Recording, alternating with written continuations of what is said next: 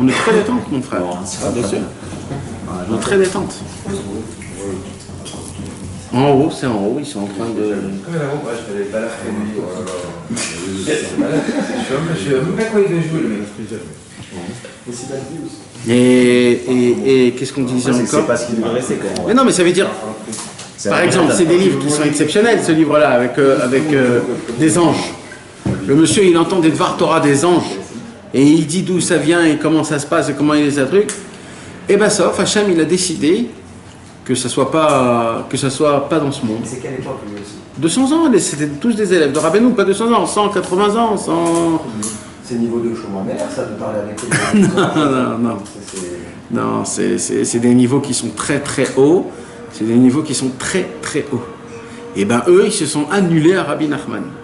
Et à Rabbi Nathan, au final. Et Rabbi Nachman était jeune, et eux, ils étaient vieux. Parce que Rabbi Nachman, il est mort à 38 ans.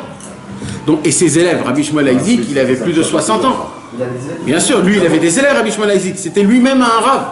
C'était lui-même un tzaddik. C'était lui-même. Il a vu la grandeur de Rabbi Nachman. Il a dit, c'est terminé, je suis son élève, et vous êtes tous son élève à lui, comme moi. Vous allez m'appeler tous Shmuel Haïzik, et lui, vous l'avez appelé Rabbi. Il n'y a pas eu énormément, ils auraient pu avoir des millions et des millions de types de bracelets, il n'y a pas eu autant. Bah oui, il n'y a pas eu autant. Bah, il y a eu la controverse tout de suite.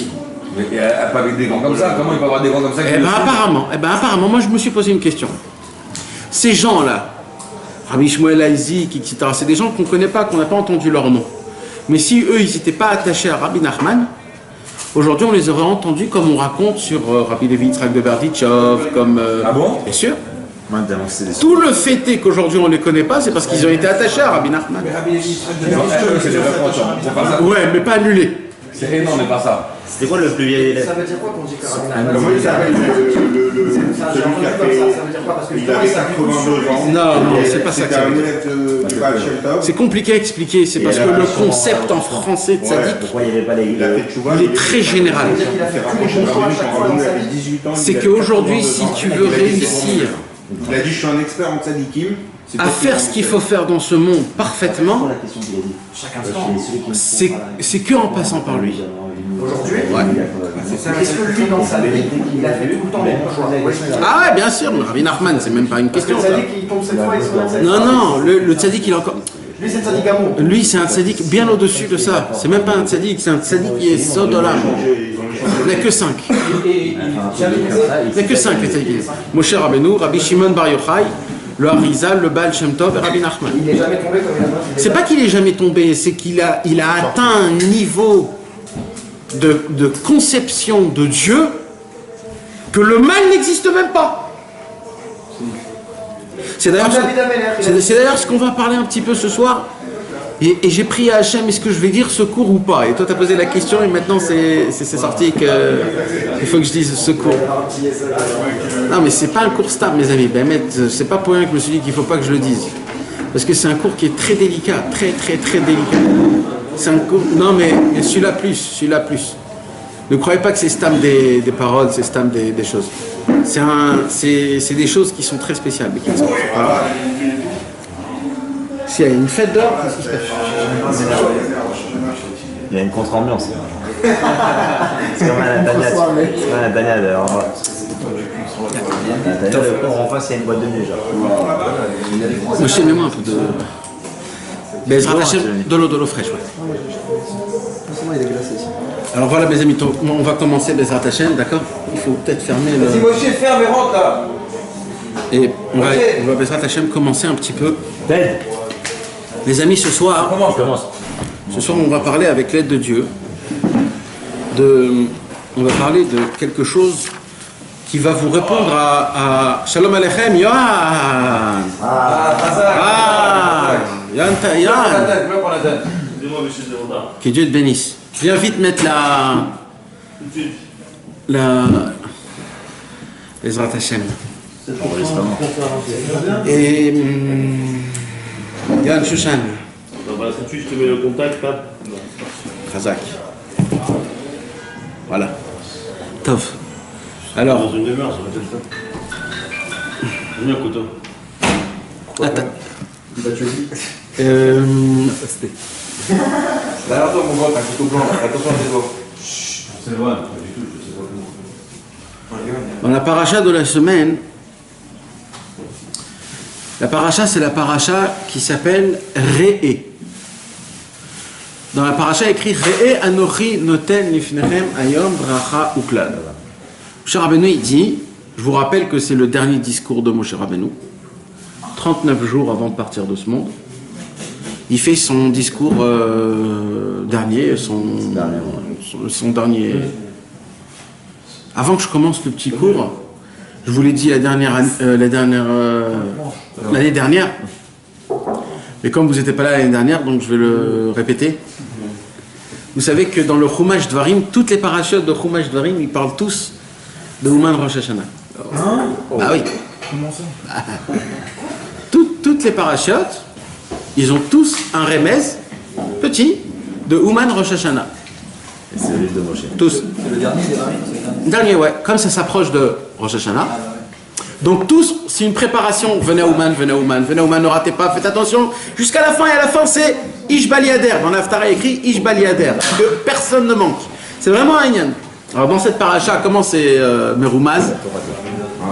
Donc, ça veut dire quoi, Meroumaz? Meroumaz, ça veut dire c'est allusionné en... Alors comment c'est allusionné dans cette paracha de Parashat Re'e?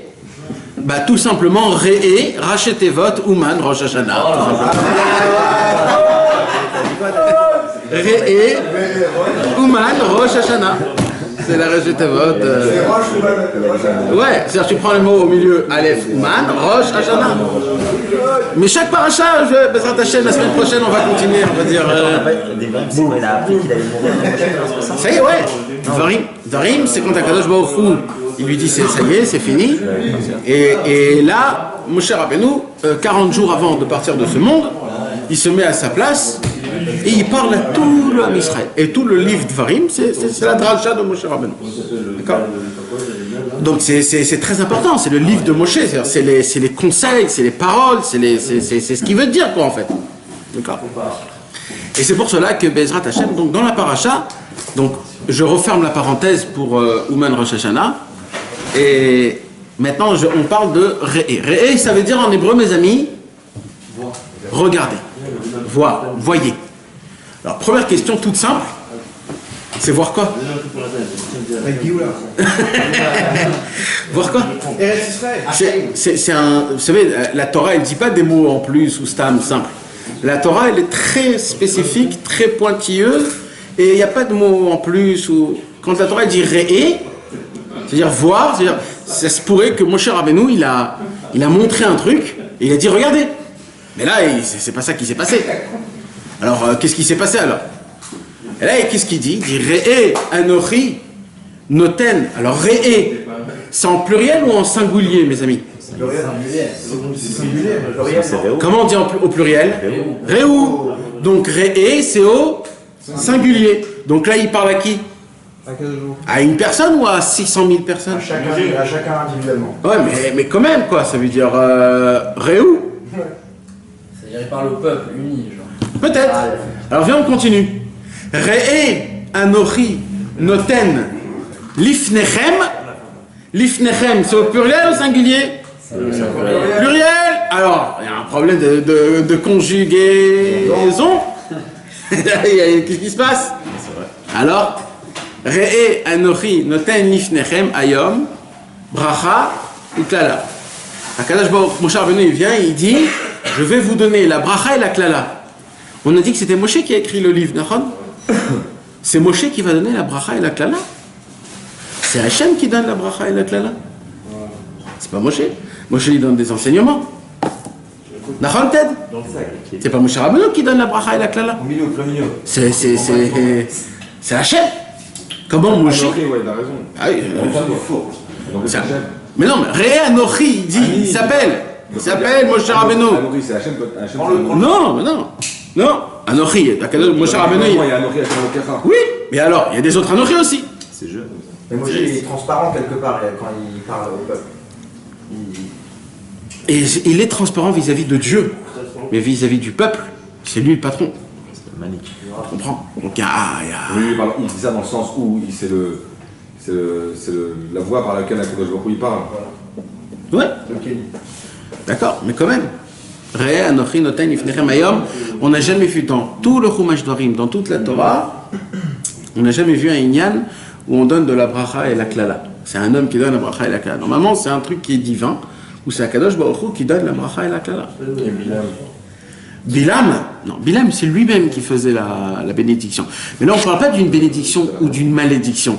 Là, on parle la bénédiction en général et la malédiction en général. Tu comprends? Pas je fais. C'est-à-dire, en général, la bénédiction qu'il y a de la bracha partout et que tout se passe d'une manière comme il faut, etc. etc. Hein? Une klala, c'est quand il y a une peste, c'est comme une peste, c'est quand tout va mal, c'est quand il y a l'inverse de la bracha, c'est pas bon du tout. Des xérotes qui n'arrêtent pas, qui commencent, etc. etc. Et là, mes amis, bracha ou klala. Alors, juste, on va prendre un petit chumash. Et il est où? Ah, là, ici. Voilà. Regardez maintenant comment c'est écrit dans le Chumash, d'accord?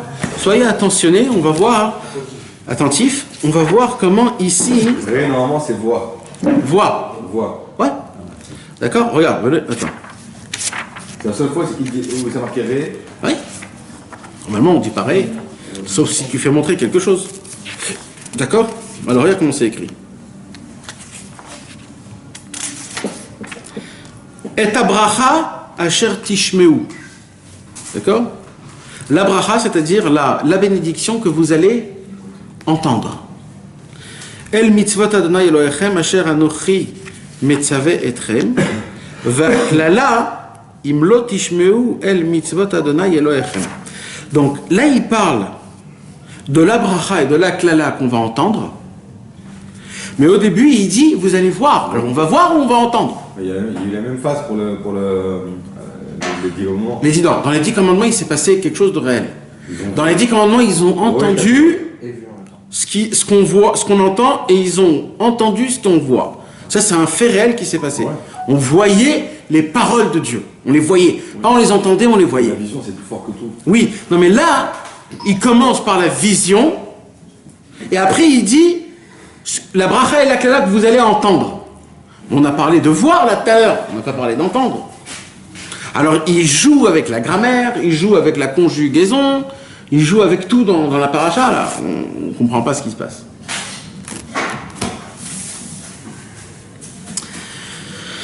Alors, c'est ces questions que je vous ai posées, mes amis, c'est des questions que, apparemment, beaucoup de mes farshim y posent. En grande raison, c'est le Or HaChaim HaKadosh. Le Or HaChaim HaKadosh, il pose ces questions et Rabbi Nathan, il va en parler sans poser des questions. Il va en parler et on va découvrir des choses qui sont très très très très importantes. Bezrat Hashem. Et par rapport à ça, on va découvrir c'est quoi qu'il a fait faire montrer Moshe Rabbeinu. S'il a fait faire montrer, s'il a entendu, comment ça se passe. On ne comprend pas tout ce qui se passe. Alors, avant ça, mes amis, on va Bezrat Hashem parler quelques petites paroles d'introduction pour essayer de comprendre ce qu'on est en train de comprendre. Moshe Rabbeinu nous a donné la Torah. Et la Torah, quand Moshe Rabbeinu nous a donné la Torah, il est monté dans le ciel. Et quand il est monté dans le ciel, pendant 40 jours et 40 nuits, après les 40 jours et les 40 nuits, il est descendu avec des tables de la loi. Il y a une question qu'on pose. Pourquoi il est resté 40 jours et 40 nuits avec Hachem? Normalement, si c'est aussi divin, tu montes 1 heure, Dieu il te fait rentrer un maximum de données en 1 heure et tu redescends. Pourquoi 40 jours? Et si on dit que ça c'est quelque chose d'inventé, on voit dans la Bible qu'un jour, David Ameler, il était en pleine guerre et il est vite parti courir chez Shmuel Hanavi. Et il y a écrit là-bas que Shmuel Hanavi a appris la Torah à David Ameler, ce qu'un élève ne peut pas étudier pendant 1000 ans. En 1 nuit. Ce que David Ameler a appris en 1 nuit chez Shmuel Hanavi, un élève ne peut pas apprendre ça pendant 1000 ans de vie. Donc il y a eu un truc. D'accord ? On voit que Yosef Hatzadik a appris les 70 langues en 1 nuit quand il était en prison. Vous vous rappelez de ça? Quand il est en prison, Yosef, il y a écrit un juge ne peut pas être juge s'il ne parle pas toutes les langues. Mais qui l'a enseigné? Eliyahu Hanavi est descendu. Eliyahu Hanavi. Eliyahu Hanavi est descendu, un ange est descendu. Hein? Et Shlomo Ameler, comment il a appelé Shlomo, c'est Hachem qui lui a donné la bracha. les langues des Hébreux? Ça, c'est Shlomo qui lui a donné les langues, Hachem qui lui a donné les langues par la bracha. C'est une bracha. Hein? Ouais, mais Eliyahu, c'est le malach. Le malach Eliyahu. Est-ce que c'est vraiment la vraie notion du temps? Ouais. Non, on parle de la vraie notion du temps. Hein? C'est plus un miracle. Non, c'est pas un miracle. Non, c'est pas un miracle. C'est que tout ce qui est spirituel, il dit Rabbeinu dans l'Écoute Moran, n'a pas ni de temps ni d'espace. Tout simplement. Il dit Rabbeinu un chidouche qui est énorme, mes amis. C'est la matrice. Écoute, il dit Rabbeinu un chidouche qui est énorme. Il dit Rabbeinu comme ça. Quand tu apprends quelque chose, si c'est un peu long, parce que on va dire, on va donner un cours de 6 heures.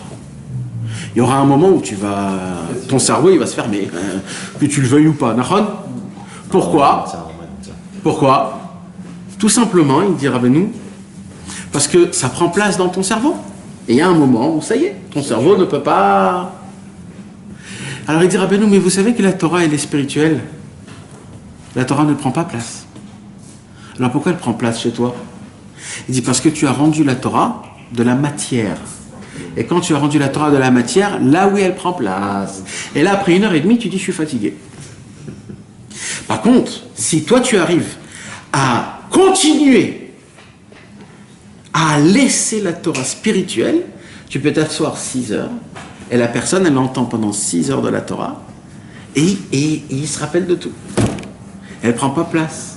Parce que la Torah, elle reste spirituelle sans matériel. Sans limite et sans, comment on dit les deux espace et temps. C'est pas la mission de la matière, la Torah? Hein? C'est pas la mission de la rendre Justement, celui qui la rend en matière, c'est très grave. Il faut toujours la laisser spirituelle. Non mais attends, en fonction des machines, on matérialise la Torah.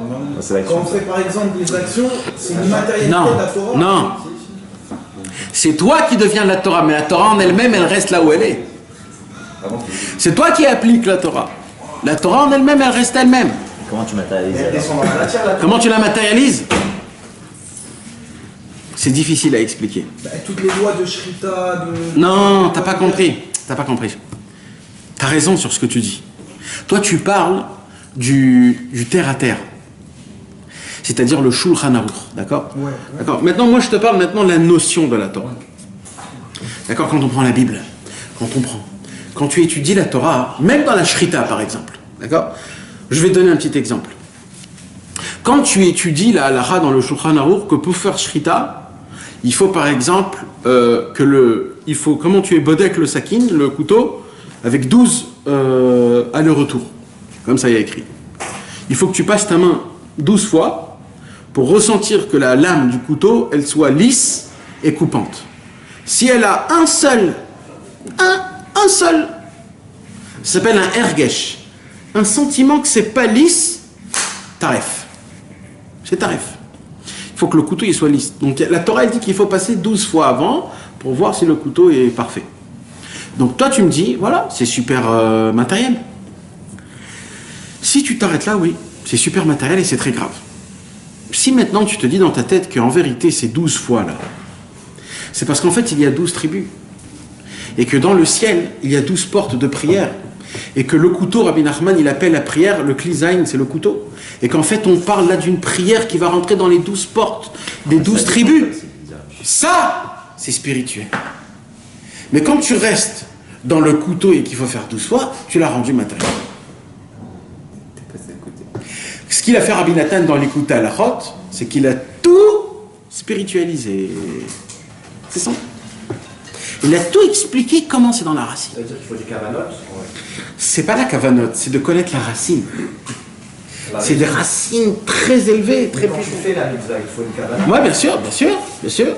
Et ça fait partie aussi de ça. Ouais. Mais au final, j'ai pas compris pourquoi on passe le doigt doucement sur le couteau. C'est pas le cours. Si ça serait le cours, on aurait fait Bezrat Hashem. Mais c'est un autre ignan, tu comprends, Bezrat Hashem, on en parlera.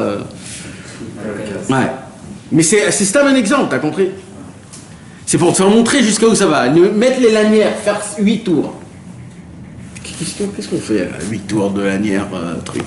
Qui sont en train de faire? Il y a des secrets énormes. Il y a des secrets qu'on ne peut même pas s'imaginer. Lanière, c'est le tzaddik. C'est des choses qu'on ne peut pas s'imaginer. C'est de dire à Hachem, je t'attache avec moi, dans mon cœur et dans mon cerveau, et tu es avec moi tout le temps. C'est des choses qui sont... Et comment on les prend à notre niveau simple alors? Ces connaissances-là. Alors comment on peut les prendre à notre niveau simple? D'abord, ne dis pas niveau, parce que c'est pas un niveau. C'est juste une connaissance. Okay. C'est comme tu dis, j'ai pas le niveau de conduire dans une voiture. On dit pas ça. Tu apprends, tu rentres dans une voiture, c'est pas un niveau. Il faut juste l'appliquer, il faut lire, c'est tout. Et comment, alors, avec ma connaissance réduite de la chose par rapport au fait que je peux... Alors tu achètes des livres et tu lis. Tu fais ce que j'ai fait moi. C'est tout. Pas plus que ça. Il n'y a rien d'autre à faire. Il n'y a rien d'autre à faire. Alors, donc on voit que qu'est-ce qu'il a fait en fait Shmuel avec David? Qu'ils ont étudié en une nuit ce qu'un élève ne peut pas étudier pendant 1000 ans. C'était un miracle, Moshe? Ah, maintenant que je suis musulman. Ben non, c'était spirituel. Comme c'était spirituel, ce n'est pas rentré dans le temps et l'espace. Donc il pouvait donner un délai maximum. Donc ma question que je pose, qu'est-ce qu'il a fait Moshe Rabbeinu 40 jours et 40 nuits dans le ciel? Fin ou pas? Qu'est-ce qu'il a fait? Il y a une de 40, c'est comme les 12 trucs, c'est 40, c'est... Non mais, Moshe Rabbeinu est monté... Ouais, mais ça, on parle d'un Inyan là. Là, on parle d'un fait que Moshe Rabbeinu est monté 40 jours et 40 nuits. C'est un fait, tu comprends? C'est pas un truc que moi je dois faire. C'est un fait qui s'est passé. Qu'est-ce qu'il a fait là-bas? On dit que là-bas, il n'a pas mangé, il n'a pas bu. Il n'a pas mangé, il n'a pas bu. Et quand il est redescendu, il a écrit quoi? Il avait des cornes de lumière, carnéodes. D'où ils sont venus, ça? De quoi on parle? Des cornes de lumière? Comme ça écrit. Ils ont vu des cornes de lumière, ils avaient peur de lui, de parler avec lui. Alors, tu sais quoi tout ça? Qu'est-ce qui s'est passé? En vérité, il y a eu comment on dit une petite marloquette, une petite discussion, on va dire ça. En fait, il y a eu une petite discussion entre les anges, Moshe Rabbeinu et Hachem. Il y a eu un petit balagan dans ça, en fait. Une opposition. Voilà, Moshe Rabbeinu est monté en haut, et là, il y a eu un tremblement de ciel, on va appeler ça, pas un tremblement de terre. Il y a eu un tremblement de ciel. Quoi? Les anges, ils sont respectés. Ils ont dit, oh, Maleyelu disha benenu. Qu'est-ce que fait un être humain ici? Et ils s'en foutent, c'est qui? C'est des anges. Qu'est-ce qu'il fait celui-là? Et là, il y a écrit que cet ange, il était tellement puissant que chaque parole qu'il parlait, il jetait des centaines de milliers d'éclairs. Et Moshe Rabbeinu, il tremblait, il avait très peur. Il a dit, Hachem, j'ai très peur de cet ange. Alors Hachem, il lui a dit, t'inquiète, attrape-toi à mon trône. Il s'est attrapé au trône et il a continué à avancer. Attends, quel trône? Le trône d'Hachem, le Kissa Kavod. Il est quoi? C'était quand il était en bas encore, il était encore en bas. Kadosh Baruch Hu lui a fait faire montrer le trône. Il lui a dit, attrape-toi à mon trône et va là où tu dois aller. Et il est allé là où il doit aller. Dès qu'il est arrivé à sa place, les anges ils ont laissé. Kadosh Baruch Hu, il vient lui donner une Torah. Et là, les anges, ils sont là et ils ne le permettent pas. Comment c'est possible? Tu nous l'as donné à nous, on était avant eux, ils ont un Yitzhara, ce sont des Bogdim, comment on dit des Bogdim? Des traîtres, des rebelles, opposants, des rebelles. Hein? Ah, des rebelles. Des rebelles. Les traîtres, c'est le meilleur mot. Non, infidèles. Encore plus beau. C'est ça l'infidélité avec un... Ce sont des infidèles. Et la preuve après, il veut dire. Exactement, c'est la parabole qu'on avait dit. Donc, à eux, tu veux leur donner? À eux, à ces gens-là? Il y a un problème. D'après le reste de mecs, ils ont raison. Alors, tu sais quoi? Ça, c'est tout le monde. Ce que je suis en train de vous dire, plus ou moins tout le monde le connaît, ça. Mais il y a un petit truc que beaucoup de gens ne connaissent pas. C'est qu'en fait, je vais parler en mon langage à moi, et que Dieu me pardonne si c'est pas le kavod d'Hachem, mais c'est parce qu'on parle un langage qui est un langage de gorille en fait. On ne sait pas parler en vérité. Donc, kaviachol, Dieu était un petit peu gêné. Parce qu'en fait, Dieu voulait donner une Torah que les anges ne connaissaient même pas. Et quand il a appelé Moshe Rabbeinu pour lui donner la Torah, C'était pas la Torah qu'eux ils connaissaient. C'était une autre Torah complètement. Mais comme les anges, ils ont intervenu, là, il ne peut pas sortir la nouvelle Torah. Et les anges, ils vont voir qu'il y a une autre Torah complètement, et qu'ils la connaissent pas, cette Torah. Depuis quand Hachem, il ne peut pas leur dire, messieurs, restez à votre place. Parce que Dieu, il est juste. Dieu, il a créé des lois. Non, mais Dieu, il a créé des lois. Dieu, il est comme ça. Il peut tout faire s'il veut. Mais sa volonté, c'est d'être droit. Alors pourquoi il n'a pas donné cette Torah-là dont tu parles maintenant? Parce qu'il veut respecter, il respecte l'ange, les anges. Ils ne veulent pas les offronter, les offenser. Maintenant, d'un autre côté, il se tient devant Moshe Rabbeinu, il veut lui donner un cadeau. C'est comme si tu as deux enfants. D'accord? Tu as deux enfants, un qui est plus grand, un qui est moins grand. Tu ne vas pas donner le plus beau cadeau au petit, puisqu'il va le casser, tu vas le donner au grand. Mais maintenant, le petit, il se met devant. Il veut voir le cadeau de son frère. Le papa, il est embêté. Qu'est-ce que je fais? Qu'est-ce que je fais? C'est ça qu'il a fait 40 jours et 40 nuits, Moshe Rabbeinu. Il a négocié. En fait, nous, on croit qu'il a étudié, mais il n'a pas étudié. Moshe Rabbeinu, il a appris tout ce qu'il devait apprendre en espace d'un temps qui est tout petit. Mais en fait, ce qui s'est passé pendant 40 jours et 40 nuits, c'est Moshe Rabbeinu, Hachem, il a dit à Moshe, vas-y, moi j'ai un cadeau à vous donner. Mais comment ça peut être, alors comment tu peux expliquer d'un côté, c'est une notion spirituelle qu'il a de recevoir la Torah et de comprendre la Torah, c'est tout ce qui est spirituel, et comment tu peux expliquer que cette marque locale qu'il y a eu, qui est en réalité que spirituelle, elle a pu avoir une présence dans la matière. Pourquoi 40? Ça ne s'explique pas pourquoi 40 jours le fait qu'il y ait une marque locale. C'est une bagarre spirituelle, c'est pas une bagarre matérielle. En quoi ça va prendre du temps? Ça a pris du temps quand même. Ça a pris du temps quand même. Je peux pas te dire ce genre de choses-là. Hein. J'étais pas là-bas. Non, mais ça veut dire... Moi, je te dis ce qu'il y a écrit, donc... c'est des questions... Non, mais t'as raison, mais ça veut dire... Je sais pas. Mais je sais pas, mais je sais pas. En tout cas, c'est ça qu'il y a écrit. Il y a écrit, en fait, il y a eu un débat, en fait. Un vrai débat. Il y a eu un vrai débat. Plus tard, je vais te répondre à ça, d'accord? Rappelle-moi, et Bezrat Hachem, peut-être à la fin du cours, je vais te répondre. Tu dois t'entraîner ça? Alors maintenant, un peu d'eau. D'accord, maintenant, en fait, c'est ce qui s'est passé plus ou moins pendant 40 jours et 40 nuits. D'accord? Alors maintenant, il y a eu un débat, Moshe Rabbeinu, il s'est débat avec les anges. Pourquoi nous, on est méritants de recevoir la Torah et pas les anges? Alors Moshe Rabbeinu, il dit, maintenant, vous n'êtes pas au courant, les anges. Mais si vous voulez, votre Torah, vous la gardez. Moi, Dieu, il veut me donner une autre Torah complètement. Là, il a dévoilé aux anges qu'en fait, vous n'êtes pas au courant du tout de quoi on parle. Là, on ne parle pas du tout du même sujet. Ce que vous ne savez pas, c'est qu'on ne parle même pas de la Torah. Il dit, Moshe Rabbeinu, votre Torah à vous, c'est certain que Dieu va me la donner. À moi, déjà ça, c'est certain. Maintenant, ce qu'on est en train de débattre, c'est sur la nouvelle Torah. La Torah ancienne, avant tous les temps. C'est de ça qu'on parle. Et là, les anges, ils ne savaient plus quoi faire. Alors, les anges ne sont pas faits à l'image de Dieu. Non, c'est l'être humain qui fait. Excusez-moi, juste, si j'ai bien compris, en fait, en gros, Moshe, il dit, non seulement je vais avoir ce que vous avez reçu de vous, mais je vais avoir en plus la nouvelle. C'est pas la nouvelle, c'est une seule Torah, ouais. Mais c'est une manière de la voir. C'est encore plus haut que les facettes. On peut pas comprendre, mais c'est des racines de racines, c'est des trucs qu'on peut même pas s'imaginer, C'est comme par exemple quand Einstein il a dévoilé que EMC2, dans sa tête, EMC2. Quand il a dévoilé ça, il avait dans sa tête tout ce qu'on pouvait faire les dérivés. Le train, la voiture, la bombe atomique, le truc, etc. Les philosophes, ils n'avaient pas ça encore en tête. Ils avaient juste une formule mathématique. Mais lui, dans sa tête, il avait déjà toutes les fonctions. La Torah Atika Stimaa, la Torah ancienne cachée, c'est une Torah où dedans, comment on peut dire ça? Il y a le but du monde, il y a le but. Le but, tout ce que vous dites, c'est dans la Torah normale. Le plan divin de avant le monde, il est... Tout, c'est dans la Torah normale. La Torah normale, mes amis, c'est l'inclus du monde en entier.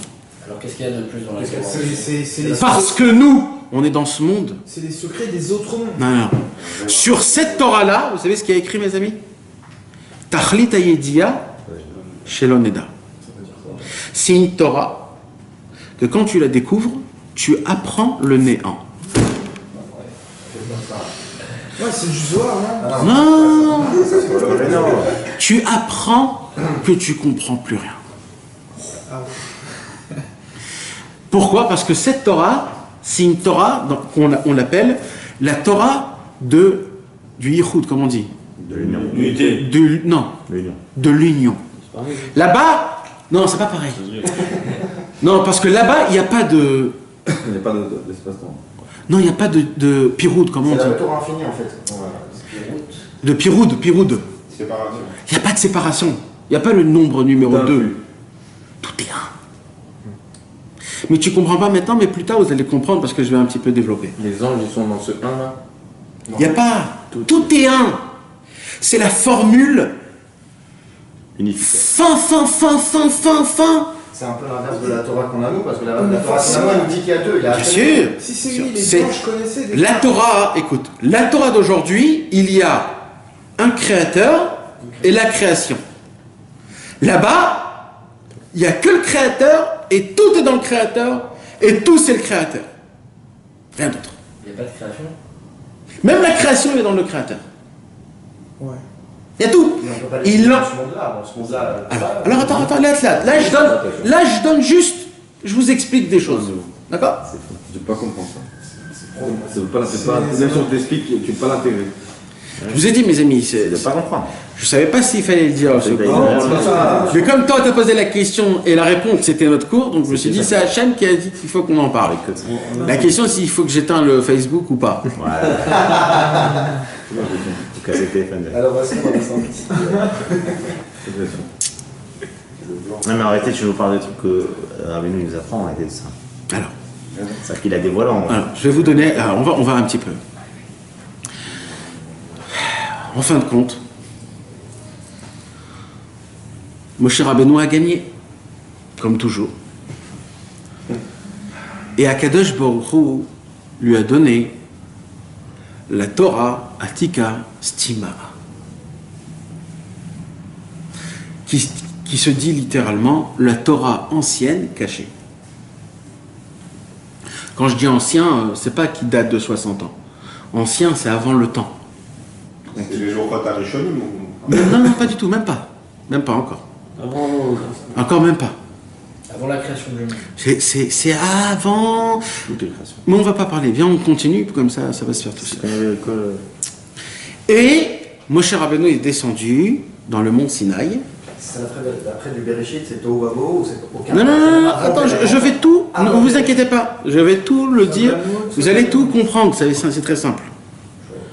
D'accord? Donc maintenant, d'abord, il y a écrit que la Torah normale a été écrite 2000 ans avant la création du monde. Déjà. Donc moi, ce que je te parle, c'est bien avant. Donc Moshe Rabbeinu, il a un problème. C'est quoi son problème? Comment dévoiler cette Torah dans le monde? Maintenant, c'est ça le problème. Moi, je l'ai compris. Parce que moi, je suis resté un homme qui ne fait pas qui rend pas la Torah matérielle. Il sait laisser la Torah spirituelle. Mais comment, quand moi je vais la donner aux autres, comment les autres, ils vont l'accumuler, cette Torah? Comment ils vont la digérer? Et là, Moshe Rabbeinu, il avait un problème. Comment je le fais? Et en vérité, Moshe Rabbeinu n'a pas réussi. Moshe Rabbeinu n'a pas réussi. Alors, qu'est-ce qu'il a fait, Moshe Rabbeinu? Il a essayé de coder, de travailler, de s'asseoir avec Hachem pendant ces 40 jours et 40 nuits. Il a essayé de se fracasser la tête pour essayer de minimiser, donner quelques points, une idée, un truc, pour quand même essayer de dévoiler cette Torah-là dans des lettres pour qu'elle soit connue. De la Torah qu'on a nous. Et c'est quoi la Torah ancienne? C'est les 10 commandements. Je vous ai jamais posé la question pourquoi Moshe nous a dit 10 commandements. Il y a 613 commandements. C'est 613 mitzvot, pourquoi il y en a 10? On va dire c'est les bases de... Eh ben c'est la base, non. Les 10 commandements, leurs racines, elles montent dans la Torah Tika Stima. En vérité, toi, tu crois qu'il y a écrit tu ne tueras pas, tu ne voleras pas. Mais on ne parle pas du tout de ça. Du tout. Est-ce que c'est la Kabbalah avec les sphirotes? Non, mais ça c'est la Kabbalah, ça c'est la Torah normale, ça.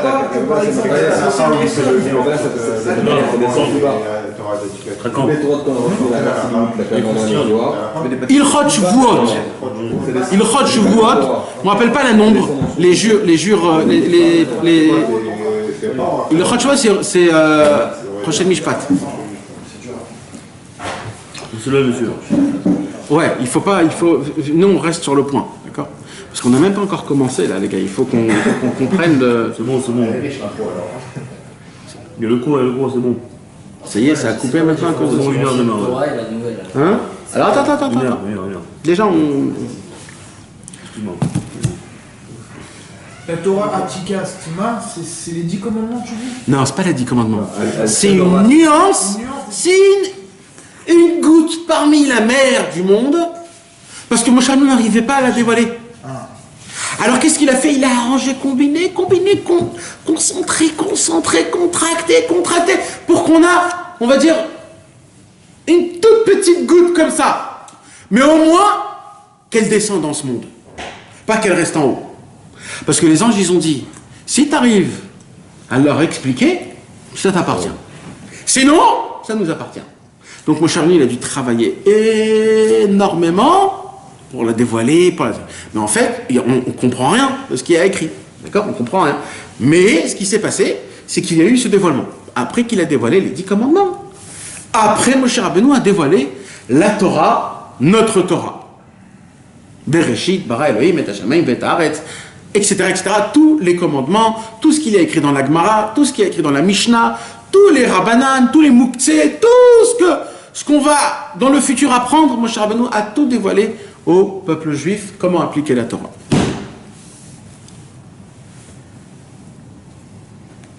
Comment elle commence la Torah?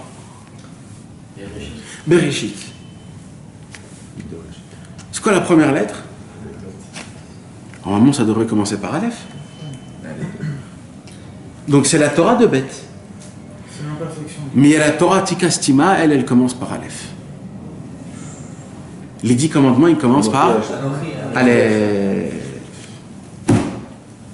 Le Beth, c'est une contraction. Beth, c'est comme un homme qui s'assoit dans une chaise. Beth, sa forme du Beth. Le Beth, c'est une contraction, c'est une forme. Le Aleph, il est ouvert de tous les côtés. Il est ouvert, c'est comme une fleur. Le Beth, c'est comme une maison. Il est super bien gardé, il a des... Oui, il a tout ce qu'il faut, d'accord? Le Aleph, il est ouvert à tout. On peut rentrer là où on veut, il a 4, dans les 4 côtés, il est partout le Aleph. On le voit partout, c'est comme... Donc, il y a la Torah du Beth, et il y a la Torah du Aleph. La Torah que nous aujourd'hui on a, c'est la Torah du Beth. C'est quoi la Torah du Beth? C'est le nombre. C'est quoi le nombre? C'est qu'il y a un créateur et une création. C'est la Torah de la multiplication. La soukha, il faut qu'elle soit 7 amot sur 7 amot sur un amas, pas plus haut que 20, pas plus bas que 10. Il faut que les tefilines y soient. C'est que des mesures. C'est que des mesures. Le Shabbat, c'est que le 7e jour, ça rentre exactement à la Shkia, ça ressort au Tzeta Kochavim. 1 minute avant, Skila, 1 minute après, pas tourner gambré. Qu'est-ce qui s'est passé? Shabbat. C'est l'heure, c'est le monde, c'est Asiya. Combien de mondes il y a spirituels, vous savez? 4. Atzilut, Bria, Yetzira, Asiya. Vous connaissez ça ou pas? Alors il y a 4 mondes, d'accord? En un seul pied, le nom de Dieu c'est Yud, Ke, Vav, Ke. D'accord? C'est combien de lettres? Tout se forme en 4. Les 4 éléments, l'essence, l'eau, le feu, l'air et la terre, le végétal, minéral, les 15 points cardinaux. Tout se fait par le 4 parce que la base de tout c'est Yud, Ke, Vav, Ke, donc c'est 4. Donc automatiquement il y a aussi 4 mondes spirituels. D'accord? 4 billes. Il y a aussi les 4 billes, c'est énorme le numéro 4. Ça se multiplie avec les spirales. Billes. Dans chaque monde, il y a les spirales. Ouais. Ça fait un nombre de... Maintenant, c'est quoi les 4 surtout? Donc c'est Atzilut. Alors là, je ne saurais pas vous le dire en français. La Atzilut, c'est le plus haut. Émanation. Comment? Émanation. Ouais. Émanation? C'est pas la noblesse? Atzilut, c'est émanation. Émanation. Émanation, donc la Atzilut, c'est là où tout descend. Là-bas, tout est bon, tout est bien, tout est un. Comme le Aleph, comme ton Aleph. Atzilut, Bria, tout est bon, tout est bien, tout est un.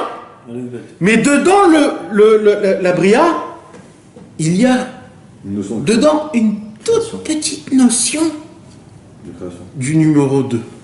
Mais il n'y a pas, c'est juste comme une idée. C'est les anges, le monde des anges. Non, c'est pas encore le monde des anges.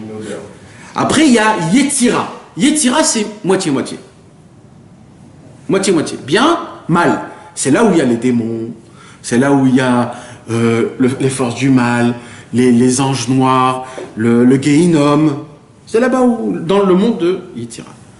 Après, il y a Asiya. C'est quoi Asiya? C'est là où nous on est. C'est pas là où nous on est. Nous, on est au plus bas niveau de Asiya. Mais il y a le très haut niveau de Asiya, il est très haut. Et là-bas, c'est majorité de mal, un petit peu de bien. C'est l'inverse de en haut. C'est Keter et Malchut de Asiya ou rien à voir? Non. Dans la Asiya, il y a aussi Keter jusqu'à Malchut. Nous, on est dans la Malchut de Asiya, Malchut chez Malchut ba Asiya. C'est vraiment tout en bas. Enfin, complètement. Même le Gehinnom, il est plus haut. Imagine-toi. Oui. Même le Gehinnom. Les Rechaïm les plus grands au monde, quand ils vont au Gehinnom, ils sont plus hauts que nous. Ils sont en train de purger leur plan, parce que c'est le but du plan, donc à l'inverse, c'est plus haut. Mais ils purgent leur père. Oui. Donc ils sont en train de se... La femme se purifier, t'as raison. Mais tu t'imagines où tu es, où on est? C'est pour ça que Rabbeinu dit, moi je sais où vous êtes. Quand vous faites une bonne chose, moi je sais comment ça résonne. Donc tu répares des mondes d'Asiya, Il dit Rabbeinu, vous savez que Rabbeinu il a dévoilé la théorie des cordes. Vous connaissez la théorie des cordes? C'est une théorie nouvelle qu'on a découvert il n'y a pas longtemps. D'une corde à l'autre. Non, que le monde... Non. Ça, il y a un lien comme ça avec le corps, non? C'est passer d'une corde à l'autre, je crois, non? Il y a une lien comme ça. Je ne sais pas si c'est ça qu'on parle, mais ça se peut que c'est de ça qu'on parle. La tradition de couper la corde, de bouger, qu'on raconte. Ouais, exact, c'est ça. Rabbi Nathan, il a dévoilé la théorie des cordes il y a 200 ans, dans l'Ikuta Alachot, Ishut. C'est quoi Ishut? Ishut, c'est les Alachot conjugales. Et là-bas, Rabbi Nathan, il a dit, le monde en entier, ce sont des cordes spirituelles. On ne va pas rentrer dans ça parce que c'est très compliqué, mais sur un seul pied, quand tu as une guitare et tu fais comme ça, down, c'est quoi qui fait le down? C'est la vibration, mais qui va jusqu'à, plus elle est serrée, plus elle est aiguë. Moins elle est serrée, moins aiguë. Il dit Rabbi Nathan, quand tu bouges la corde, plus tu es en bas, plus quand tu fais quelque chose de bien en bas, en haut ça résonne énormément.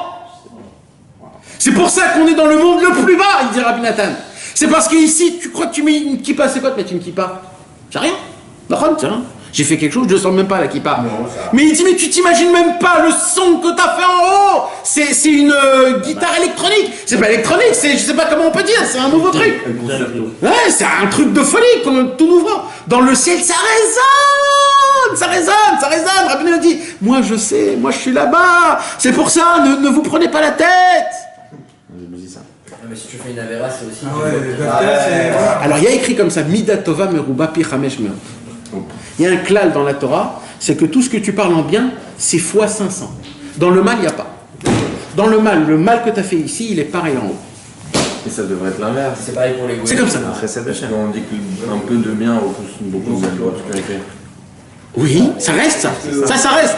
Mais pas dans le... 500 fois, genre le mal, il n'a aucun poids en fait. En réalité, il a de la force, elles sont aucun poids.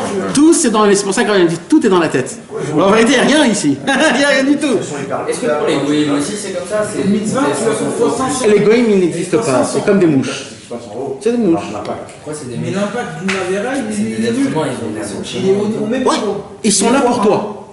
C'est pour toi. Les goïms, ils sont pour toi. Le travail qu'ils ont, c'est quelque chose, c'est un autre monde.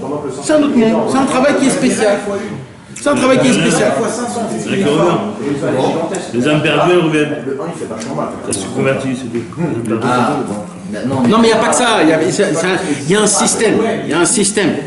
On a besoin d'eux pour que le monde y fonctionne, pour que ça, à la fin du compte, ça nous aide. Au moment où ils font des choses qui vont à la contradiction du monde juif, ils n'ont plus d'existence.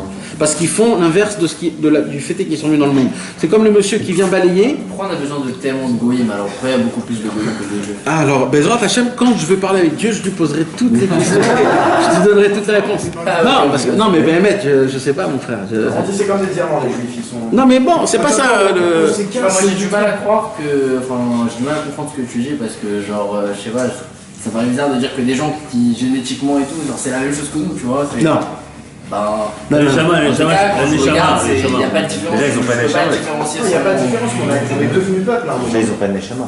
Ah oui. D'accord, ils ont pas de neshama, mais frère, ça c'est un truc que tu le vois. Quand tu le parles au mec, tu sais s'il a une neshama ou pas. Non, pas nous, pas nous. Quand tu vas en province vendre des trucs chez les gens, c'est la vérité, je trouve qu'ils ont aussi. Il s'y connaît, hein. C'est la vérité. Mais moi, je trouve pas. Je trouve que c'est pas. Il n'y a rien. Je comprends ce que tu veux dire. Non, il n'y a rien. Mais pourquoi les Ça dépend. Ça dépend de ce qu'il a fait dans le monde. Et si c'était un doigt de gens Bah, il y a quelque chose.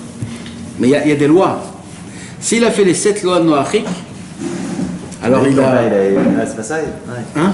Il n'a pas collé des. Il y a des trucs, On ne va pas rentrer dans ça, s'il vous plaît, mes amis, parce que là, on est très loin. Là. Non, il n'y a pas de problème.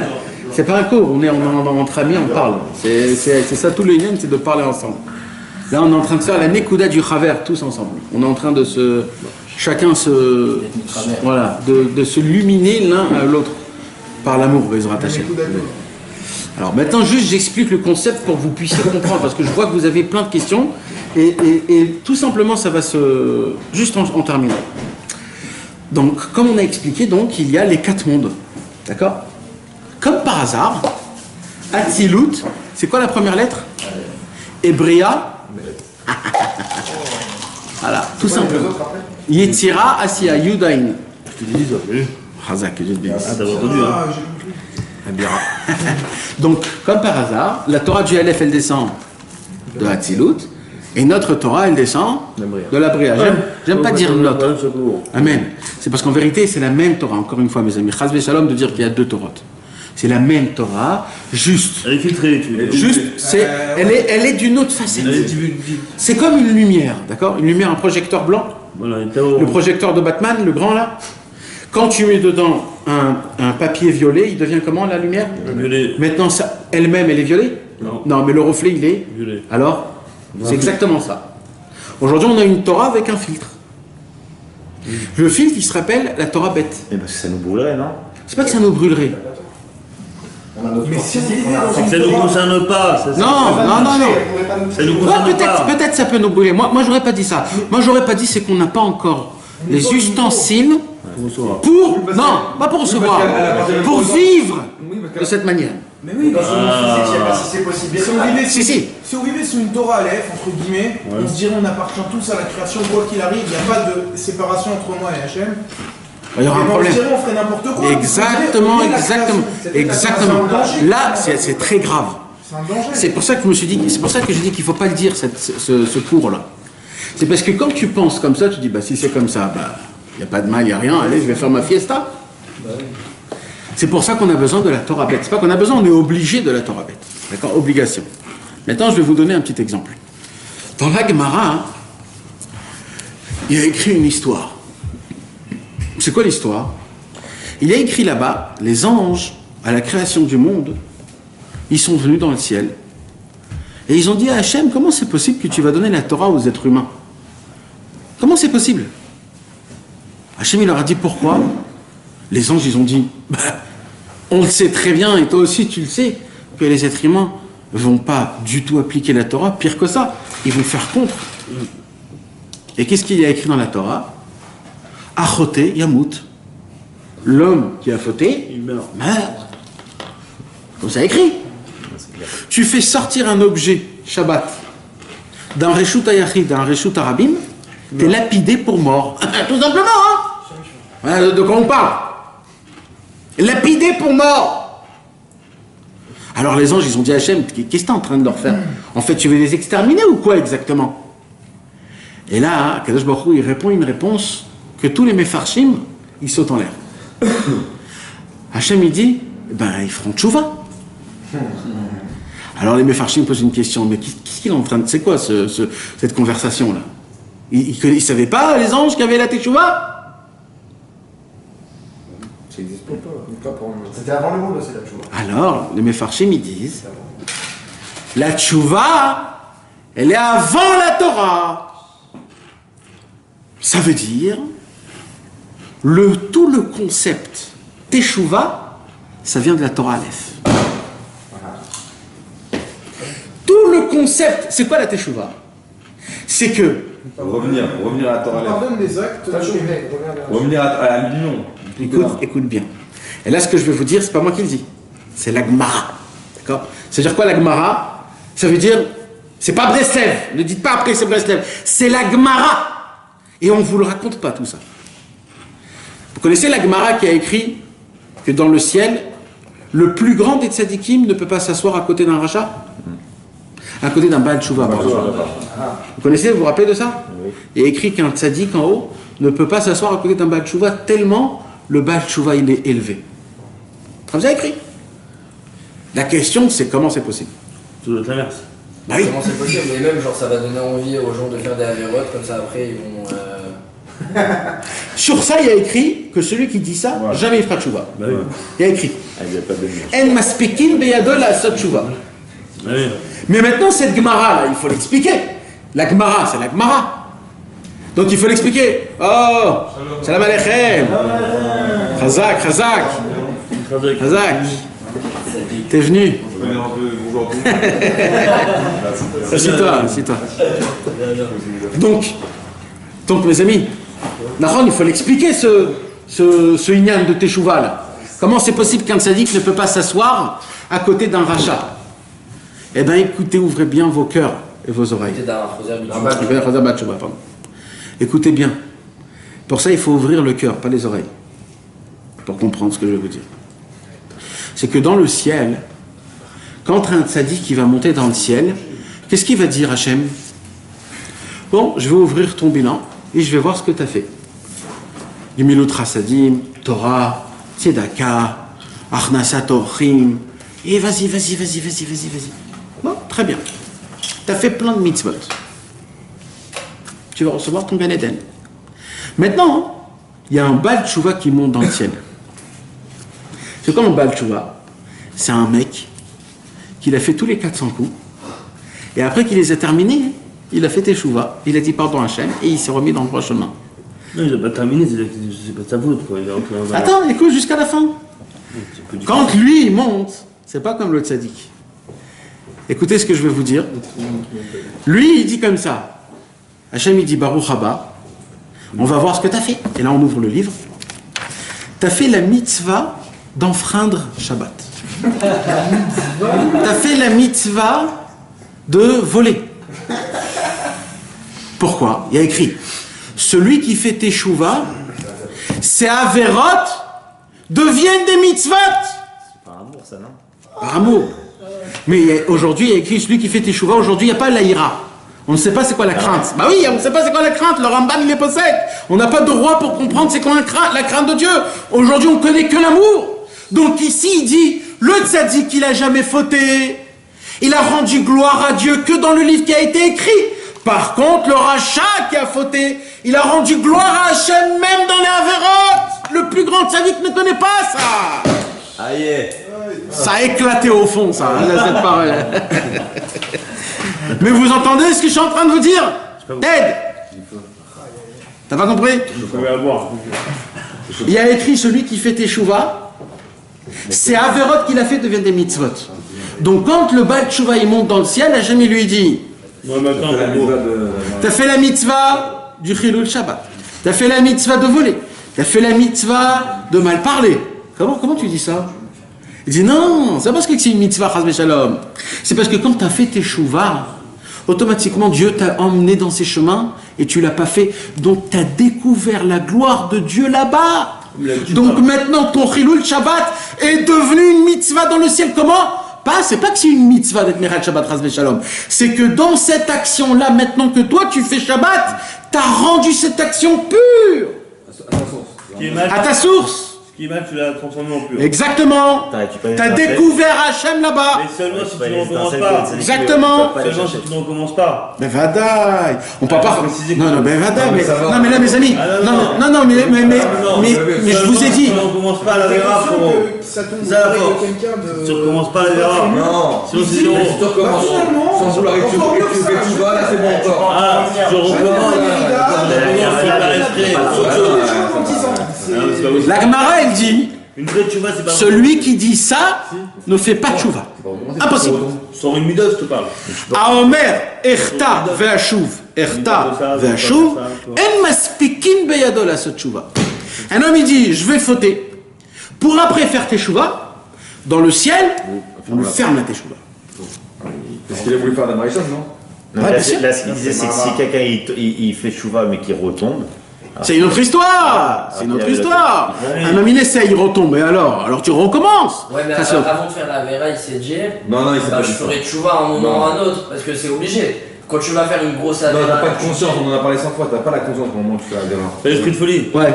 Je sais pas. Moi, quand je suis, enfin voilà, genre quand ça arrive que j'ai une avera devant moi et je fais des avéras, je me dis, ouais bon, si Dieu veut un jour, je ferai mieux, tu vois. Mais ça c'est après la vera ou avant la vera. Je me dis toujours ça, je me dis après, toujours. Toi, ce que tu fais. Non, toi, ce que tu fais. Ça, c'est de l'espérance de pas. C'est de l'espérance. C'est exactement ça, c'est que je dis, je vais faire tchouva. Mais pas de y aller là-bas, milechatrila, en faisant la vera. C'est pas ça. Toi, tu es tenté et tu te dis, bon, je ferai tchouva. T'es tenté. Mais moi, je te parle d'un homme qui se dit, si c'est comme ça. Allez, je vais m'éclater. Alors lui, tu t'éclateras vraiment ta tête dans le mur. Ça existe pas. Je sais pas si ça existe. Ça existe, ça existe. Pour l'instant, j'ai pensé à ça, mais ça existe pas. Ça existe, ça existe. Malheureusement, il y a des gens aujourd'hui. Non. Si. Qui s'en foutent de son nom. Ils ont. Rabbeinu, il appelle ça. Tu sais comment il appelle ça, Rabbeinu? Rabbeinu, il appelle ça la vache rousse. Tu sais pourquoi? Parce que celui qui rend le Kohen, quand il rendait pure la personne impure, il reprenait sur lui l'impureté. Donc, lui qui rendait pur, il devenait impur. Ça veut dire, il y a une Torah, il dit Rabbeinu, que quand tu la dévoiles, elle est tellement puissante qu'elle crée de l'impureté. C'est ça. Quand on n'arrive pas à prendre la notion fine. Parce que Tachles, nous, on doit appliquer la Torah du numéro bête. On doit appliquer la Torah Bereshit, bara Elohim, et Hashamayim, et Haaretz. C'est notre Torah, c'est ce qu'on doit faire jusqu'à la fin de tous les temps. Rabbi Nachman de Breslev, un jour, il a dit, un jour, quelqu'un est venu chez Rabbi Nachman, et il lui a dit, j'ai un chidouche dans l'Ikouté Moharan. J'ai lu dans le Surabin aujourd'hui. Ah bon? 4 phrases. Ça va. 4 phrases. Ah, j'ai lu aujourd'hui. Un chidouche. Un chidouche, une nouveauté. Oh là là, et qu'est-ce qu'il est ça? C'est comme la réponse. Un élève de Rabbeinu. Il est venu chez Rabbeinu, il lui a dit, j'ai un chidouche. Alors, qu'est-ce qu'il a dit, Rabbeinu? Rabbeinu, il lui a dit, fais ce que tu veux, mais ne touche pas une virgule à la halakha. C'est pas ça que tu as dit. C'est ça. C'est ça? C'est ça, c'est 4 livres. Ne touche pas une virgule à la halakha. C'est ça. Tu peux prendre mon livre, tu peux le démonter de tous les côtés, mais si ça commence à toucher la halakha, arrête-toi tout de suite. Mon Dieu, je l'ai lu 3 fois aujourd'hui. Vous ne comprenez pas 3 fois, j'ai pas compris. Parce que là, tu l'as dit facilement, mais il dit une autre phrase, et après, il finit par ça. Et comme ça, il commence. Et c'est 4 fois. Et je l'ai lu aujourd'hui 3 fois. Tu te rends compte? C'est énorme. En hébreu, j'ai pas fait en français. Excuse-moi, j'ai pas. C'est énorme. Il a dit, son meilleur enseignement, tu peux avoir on a la presse, c'est-à-dire. Tu peux avoir ta propre interprétation, tu peux apporter de nouveautés, apporter de ta propre interprétation. Le moment où tu touches pas à la halakha, il n'y a pas de problème. La halakha, tu peux pas bouger. Donc la halakha, c'est le bête, c'est la rigueur. Malgré tout ce qu'on vient de parler, il faut que tu saches que même quand tu es dans la Torah Aleph, tu as la tête dans le ciel, mais les pieds par terre. Exactement. Tu dois toujours te rappeler qu'il y a des points et des virgules dans la halakha qu'on ne peut pas bouger. Donc on a besoin de la Torah Aleph pour comprendre ça. On a besoin de la Torah Aleph pour comprendre ça. Non. Mais là, je vous ai donné juste un exemple, que par exemple, le Inyan de la Teshuvah, d'où ça vient? Ah oui. De la Torah Aleph, de la Torah de la Hatzilut. Pourquoi? C'est ce qu'on vient d'expliquer. Parce que dans la teshuva, quand tu fais teshuva, tu arrives à prendre même tes avérotes,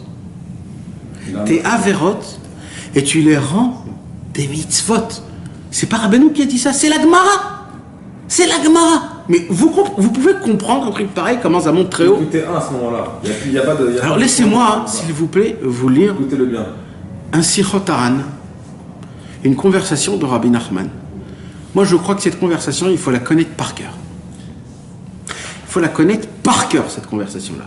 Mot à mot. Se la répéter tous les jours de sa vie. C'est très simple, c'est le numéro 3.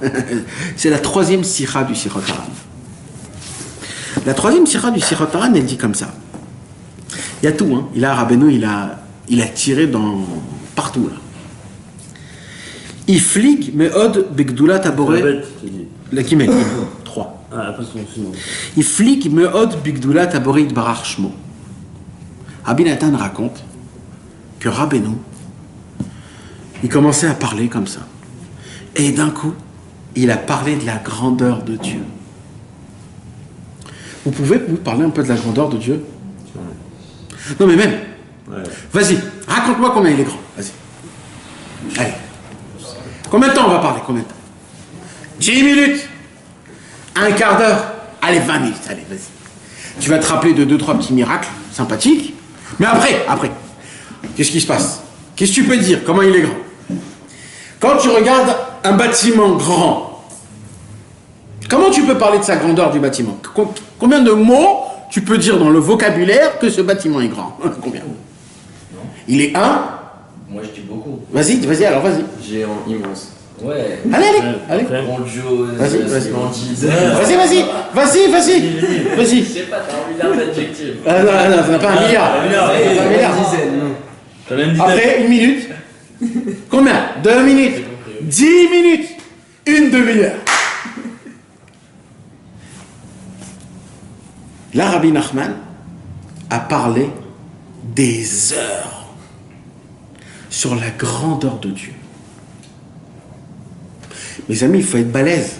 Il faut être vraiment balèze. Pour parler de la grandeur de Dieu, il faut être balèze. Parce qu'à un moment donné, qu'est-ce que tu peux dire? Gadol Adonai ou Meulal Meod, Venikdulato en Cheker. Même David Amelech, il a dit une seule phrase. Dieu est très grand. Combien grand? Infini. Ça s'arrête là. D'accord? Ça s'arrête là. Tu peux dire plus que ça? Non. Rabbeinu, il est rentré dans la grandeur de Dieu. Comment on peut parler de la grandeur de Dieu? Comment la connaître? Exactement. Et même pas de la connaître. D'accord? Il faut savoir aussi la divulguer. Il faut l'expliquer. Il peut pas parler des miracles qu'il fait dans ce monde-là. Il parle des choses, des merveilles qu'il fait dans. Alors, si maintenant on dit que Rabbeinu, il a dévoilé la Torah du Aleph, alors quand on connaît la Torah du Aleph, que tout est un, quand Rabbi Nachman il voit toi, et que chacun vous êtes des mondes, mais en fait, avec les lunettes de la Torah, Atikastima, vous faites tous un, alors là, je peux te parler de la grandeur de Dieu pendant des heures. Et qu'est-ce qu'il dit Rabbi Nathan? Ve'i efshar levaer zot birtav. Je ne peux pas vous décrire par écrit ce qu'il a dit. Rabbi Nathan, 7000 pages de l'Écoute Halachot, il a écrit. C'est lui qui a écrit tout l'Écoute Moran. Il ne peut pas décrire une conversation. Mais de quoi on parle? Le plus grand au monde, écrivain, orateur, Rabbi Nathan, ne peut pas décrire une conversation. Okay. Mais qu'est-ce qui t'est arrivé, Rabbi Nathan? T'étais malade ce jour-là? Ça t'avait pas dans le temps, la discussion. Hein? Ça t'avait pas dans le temps. C'est un truc qu'on doit... Au début du cours, on ne peut pas l'écrire dans un... Quand tu l'écris, est-ce que les otiotes qu'on connaît nous de la Torah Bereshit, est-ce que les otiotes, c'est pas les mêmes dans la Torah Talef? Peut-être que ça voudrait expliquer pourquoi est-ce qu'on ne peut pas mettre ça sur des mots. Bonne question. C'est un mélange de otiotes. C'est une grosse question. T'as quoi la question? Ah oui, je sais pas te dire sur ça, sur... C'est ces questions.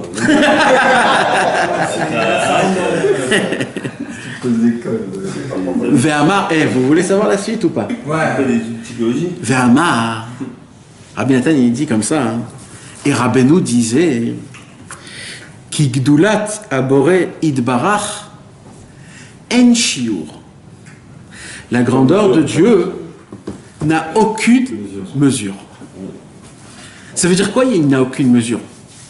Fini. Mes amis, venez, on soit francs là. Venez, on essaye un peu de sortir de ce monde. D'accord? Quand je dis que Dieu n'a pas de mesure, c'est qu'en fait, tu peux monter en haut et marcher dans l'air.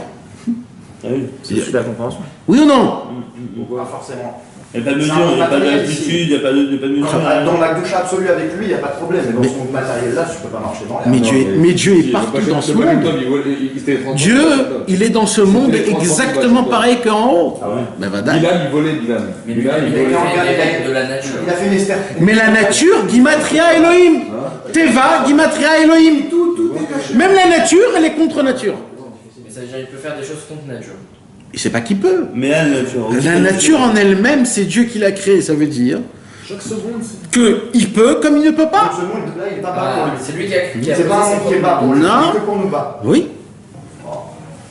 Dieu, il est là vraiment. Le même Dieu d'ici, c'est le même Dieu de tout en haut du Aleph. Dieu ne change jamais, mon frère. Dieu, il reste le même partout.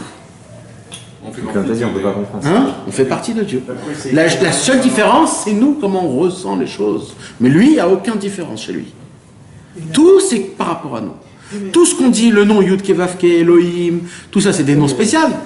Lui, il reste le même, c'est juste par rapport à nous. Mais si moi j'acquis ce que tu es en train de dire, que moi, même je suis une partie de Dieu, je suis une partie de Dieu. À ce moment-là, je me dis, j'appartiens, je suis dans Dieu, dans tout ce que je fais ou où je suis. Ouais, je me dis, vas-y, je peux voler. Non, tu peux pas voler parce que tu es un être humain. Dieu, il t'a fait en tant qu'être humain. Avec des mains. Mais au moment où tu comprends que tu n'es pas un être humain, et que tu es une Neshama d'Hachem, et que tu fais partie de la Elokut divine, d'Akadosh Baruch Hu, Dieu à Israël, on n'inclut pas l'égoïme dans le calcul. Venez, on reste dans le contexte. Il dit Rabbi Nachman, Ki naasim dvarim noraim baolam. Car se font des choses redoutables dans le monde, il dit Rabbi Nachman. Niflaim venoraim. Il répète, merveilleuse et redoutable. Meod. Et là, il dit Rabbeinu, ve'en yodim klal. Et on ne sait rien. Qu'est-ce que je vous ai dit au début? C'est là le secret. C'est quoi la Torah du Aleph? Le Tachlit Hayedia chez l'Oneda. Tu comprends, tu arrives au but de la connaissance. Et quand tu arrives au but, à la perfection de la connaissance, tu passes ce niveau, tu ne connais plus rien. Comme tu as parlé, c'est Rabbi Akiva, c'est ça qui est sorti là. Et là, qu'est-ce qu'il dit Rabbeinu? Ve'en yodim klal. C'est-à-dire quoi? En yodim klal. On connaît la Torah, on connaît tout, on connaît le Gan Eden, on connaît le Gehinnom, on connaît le Sahara. C'est des choses qui sont écrites. C'est-à-dire quoi? En yodim klal. Tu veux savoir quelque chose? En vérité, tout ce que tu crois que tu sais, en vérité, tu ne sais pas. En vérité, tu n'as aucune notion de ce que je suis en train de te dire. Là, comment tu le dis, c'est désespérant. Ça veut dire qu'on est en fait dans un monde où on ne sait rien. Jusqu'à la fin de nos jours. Non. Pas non. Ça, dans le réel, oui. Mais pour ça, il faut que tu connaisses tout. Il faut que tu passes dans toute la connaissance. Mais il faut que tu saches qu'en vérité, tu sais rien. Maintenant, quand je te dis tu sais rien, ça ne veut pas dire que ce que tu sais, c'est faux. Ça aussi, c'est vrai. Mais tu connais, je vais t'expliquer comment. Aujourd'hui, cette semaine, j'ai vu une vidéo sur Facebook. C'était quoi la vidéo? C'est qu'on a offert des lunettes à un homme, non pas un aveugle, un malvoyant. Un homme qui ne voyait pas les couleurs, juste les couleurs. Ah, ouais. Je te parle même pas d'un mec qui ne voyait pas, d'accord? On a donné à un mec de 60 ans des lunettes que de toute sa vie il voyait en noir et blanc. Pour son anniversaire, on lui a offert des lunettes où il pouvait voir toutes les couleurs. Alors pendant 1 heure, il ouvre le paquet. T'attends. Et là, tu vois quand il met les lunettes. Mon frère, tu t'assis et tu bouges plus. Mais alors là, tu vois sa réaction. Pendant 60 ans, il découvre le ciel, le soleil, sa femme, l'herbe, les ballons, les couleurs, les fleurs, il découvre quelque chose de fou. Alors maintenant, lui, il n'avait jamais vu, bien sûr qu'il a vu. Il a tout vu. Ce que toi et ce que moi on a vu, il a vu. Il y a juste une chose qui a changé, c'est les couleurs. C'est ça la différence entre la Torah Beth et la Torah Aleph. Tu connais tout, tu sais tout, mais Hachem Yitbarach, il t'a dit, ah bon, tu crois que c'est comme ça? Je vais t'apprendre ce que c'est. Et là, il va te mettre des lunettes, et là, tu vas dire, ah là là là là là là là là là là là. Et là, tu vas voir comment le âme Israël, il est pur. Tu vas voir comment tout est beau, tout est bon, tout, aucune question. Hachem, t'es le patron du monde. Pourquoi je me pose des questions? Pourquoi? Il y a tellement d'histoires à raconter à ce sujet-là, tellement. Des tzadikim qui souffraient en bas et qui se sont dit quand on va monter, on va poser des questions à Hachem, et quand ils sont montés en haut, donc il n'y avait plus de questions. Plus de questions. Le Ramban avec son copain. Bien sûr, mais... Voilà, c'est ça le Inyan, c'est ça, c'est que... Il y avait le Rabbi Elimelech et Rabbi Zusha, il y avait... Là, un jour, Rabbi Elimelech, il a dit à ses élèves... Voilà, c'est ça. Il est revenu en rêve chez ses élèves. Il a dit, sachez une chose, je vois dans le ciel un décret très grave. Bougez ciel et terre. Alors l'élève, il était fin. Il a dit, toi t'es en haut, prie-toi. Pourquoi nous? Toi t'es en haut, vas-y. Il dit, ah, moi, je vois que c'est exceptionnel ce qui va se passer en fait. C'est super. Mais comme je me rappelle un peu de la notion d'en bas, pour vous, ça va être très très grave. Alors, vaut mieux que vous priez. Mais moi, c'est très très bien. C'est pour ça que je vous dis, faites-le, moi je peux pas le faire. Pourquoi on fait Kaddish? Vous voulez savoir pourquoi on fait Kaddish? Pourquoi quand on traduit Shalom quelqu'un... Ça, c'est la Torah bête. La Torah Aleph, tu veux savoir, c'est quoi? Pourquoi on fait Kaddish? Pourquoi on fait Kaddish? D'après la Torah Aleph. Tellement le Niftar, il est arrivé dans un monde tellement beau, tellement vrai, il oublie complètement qu'il a des enfants. Il oublie qu'il a de la famille. Il oublie qu'il y a un monde comme ça. Quoi, c'est pour lui rappeler qu'il a des enfants? Alors, qu'est-ce qui se passe? D'un coup, il reçoit un petit coup. Tang! Bon, il dit, qu'est-ce qui se passe? Oh là là, j'ai des enfants en bas, c'est grâce à eux que je suis en train de monter de niveau. Et là, il prie pour nous. S'il n'y aurait pas ça, complètement oublié, complètement... Ah oui, mes amis. On n'est pas tous ensemble. Non, mais quand il laisse des enfants en bas, il oublie ce monde en bas. Mais il voit les gens en bas avec eux. Bien sûr. Alors, selon ce que tu es en train de dire... C'est pas moi qui dis. Non, encore... C'est ce qui a écrit. Si on va au fond de l'idée de la Torah Aleph, il ne devrait pas y avoir dans le Olam Haba des largotes. Non. Il n'y a pas de Olam Haba. Le tzaddik ou le Roser, tu vois, on est tous ensemble dans le même niveau. Ouais. Il n'y a pas. Il n'y a pas. Selon la Torah Aleph. Selon la Torah Aleph, il y a une seule chose. À la finalité, on est tous ensemble. C'est le Aleph. C'est peut-être pas au même niveau. C'est le Aleph. C'est le Aleph. C'est le Aleph. C'est une chose qui est unie partout.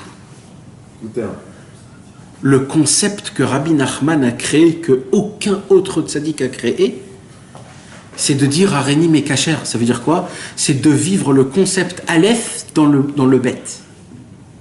C'est le point du bête. Dans le bête, il y a un point. Le point du bête, dedans, c'est le Aleph. Ça, c'est le... Pourquoi le rapport de Areni Mekacher? C'est quoi Areni Mekacher? C'est Rabbi Nachman qui dit attachez-vous à moi, comme ça on forme Goldorak, et moi je vais faire Torah au mitzvot, comme ça sera vous qui vont faire Torah au mitzvot. Si, qui a fait un livre sur le point du bête, t'as dit. Le Gaon de Vilna. Vous avez compris ce que je vous avais dit? Avant de mettre les tests, je ne vais pas le répéter parce que sinon c'est trop haut. Avant de mettre les tests, c'est bien de faire un rêve. Non mais tout le temps. Tout le Inyan de Areni Mekacher. C'est le même qu'avant le Tikkun HaKlali? Oui, dans chaque chose. Je m'attache à Rabbi Nachman. Pourquoi je m'attache? Pourquoi tu dis je m'attache? Parce que quand tu t'attaches à lui, tu formes. Normalement, on est chacun pour soi. Non, là, il y a un truc de fou. Là, Rabbi il dit, tu sais quoi? Il y a un train, il y a des wagons. C'est pas toi qui vas conduire. Tu dois juste monter dans le train il trace. Pourquoi le train il trace? Parce qu'il y a un conducteur là-bas au fond. Tu as juste besoin de prendre tes pieds, passer le truc, au moment où tu rentres, le wagon il trace. Toi tu bouges pas. Toi, tu restes à ta place dans ton Avodat Hashem. Dans ton Avodat Hashem, tu fais presque rien. Mais ce que tu sais pas, c'est que tu es en train de foncer le TGV, c'est pas 700 à l'heure. C'est des millénaires et des millénaires que tu es en train de voyager dans l'espace, dans le temps, en train de réparer, pas que ces 6000 ans, tous les mondes que Dieu avait créés bien auparavant. Grâce à qui a un, que lui, il a dévoilé un autre truc. Mais attendez, on va pas... Venez, on continue. Comment tu dis juste Arani Mekacher et Asmi, la Nertfiline par exemple?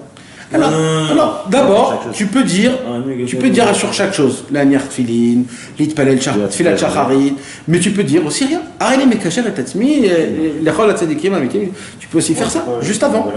Je m'attache à Rabbi Nachman de Breslev. Avant de donner des filines, pas obligé de le dire à chaque fois, mais tu peux le dire. Que tu le dis ou que tu le dises pas, hein? Quand j'ai collé l'autocollant sur mon site, j'ai tout le temps. Voilà. Tu fais comme ça, après tu fais un faire normal. Je dis pas pour les filles. Maintenant mes amis. Ah, tu m'as dit. Maintenant mes amis, il y a une autre... On va continuer, Bezrat Hashem. Qu'est-ce qu'il a fait Rabbi Shimon Bar Yochai? Qu'est-ce qu'il a fait Rabbi Shimon Bar Yochai? Il est venu dans le monde, il a dit, maintenant que le monde a appliqué comme il faut Torah ou Mitzvot, qu'ils ont découvert le Mishnah, qu'ils ont parlé de la Torah normale, la Torah de la facette de ce monde. Rabbi Shimon, il a dit, je vais continuer un peu plus ce qu'il a fait Moshe Rabbeinu en dévoilant les 10 commandements. C'est-à-dire de dévoiler la Torah, Aleph. Et il a dit quoi? Je vais dévoiler le Zohar. Et là, il a dévoilé le Zohar. C'est bien ce que j'ai dit au début, excuse-moi. Ça veut dire le Zohar, c'est entre guillemets une évolution de la Torah bête en Torah Aleph. Mais il y a des gens qui étudient le Zohar en mode bête. Ah ouais. Les bêtes. C'est des archi bêtes. Et t'as tout raté. Et ça, c'est pour les gens qui savent lire la Torah bête. Parce que moi, je te dis qu'il y a des gens qui ne savent pas lire la Torah bête. Il lit une Torah Z. C'est bien Z. Ah, Zoro. Zoro, je dis pas. Non, mais tu comprends ce que je veux dire? Déjà, de trouver des gens qui savent vraiment lire la Torah bête, il faut les trouver. Je veux dire, il faut la marche Shaval qui va avec. C'est un monde, mon frère, mais attendez. Et c'est comme ça que Rabbi Shimon a découvert. Parce que lui, il a eu la perception de la Torah Tikastima, il a découvert le Zohar. Et il y a eu la Gemara, il y a eu les Chachamim, il y a eu tout ça, le monde il s'est enrichi de force, enrichi avec le Zohar Kadosh. Et là, il est venu le Harizal. Et il a dit, je vais continuer la Torah Tikastima. Je vais dévoiler la Kabbalah. Donc la Kabbalah, c'est encore une... C'est après le Zohar. Je veux dire, Zohar et Kabbalah, c'est... Ouais, c'est une nouvelle couche qu'on enlève de la Torah Tikastima. Après, le Baal Shem Tov est venu. Hein? Non, ça veut dire, la fausse, elle fait les deux, en fait. Elle fait quoi? Elle fait bête. Attends. Le Baal Shem Tov est venu et il a dit, maintenant, je vais aller encore plus loin. Je vais maintenant dévoiler le langage complet de la Torah Aleph. Et il a découvert ce que ça s'appelle la Torah Aleph. Mais ça a été impossible d'être écrit. Parce qu'on a parlé tout à l'heure, les élèves du Baal Shem Tov, est-ce qu'ils ont écrit des livres ou pas? Des livres, vous voulez? Alors maintenant, on a quoi? On a une Torah qui a été dévoilée par la bouche. Oui, mes amis? Vous entendez? Ouais. Il y a la Torah qui a été dévoilée. Non mais éteins, si on a froid, éteins. Il y en a plusieurs qui ont froid là. Éteins. C'est vrai, c'est la en fait, on parle de Non, t'as froid toi, je suis bien, c'est gars toi. Et toi ici?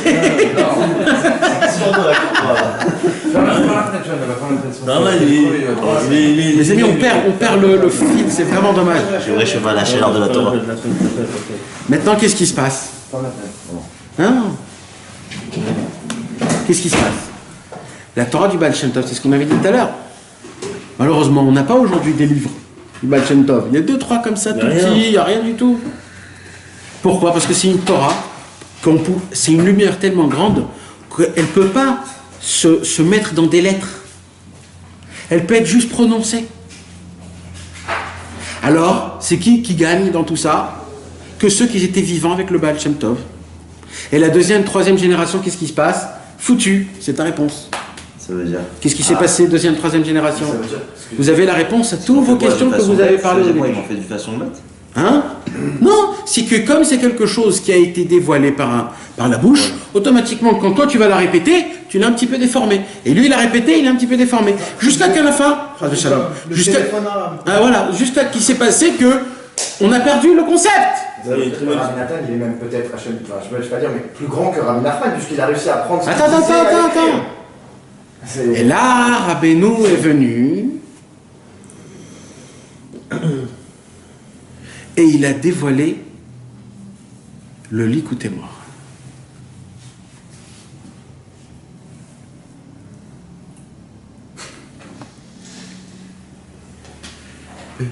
Attends, quand tu lis le Zohar.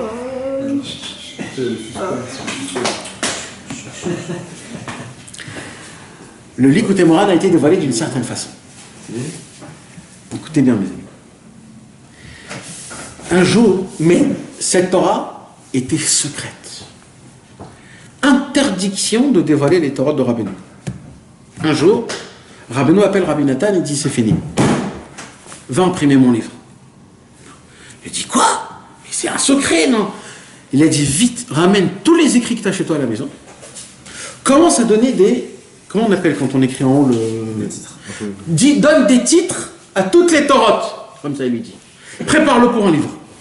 Rabbi Nathan, il était en feu, il a dit: purée, ça va éclater le monde. Et il est rentré en une journée, il a fait le seder du tout le Likutei Moharan. Il vient pour sortir, Rabbeinu il dit: attends, viens ici tout de suite, fais-moi voir. Et là il regarde, il feuille les premières pages, et il lui a dit: c'est bon, tu peux aller. Et là Rabbeinu il a dit: vous vous imaginez même pas sur la... Comment on dit ça?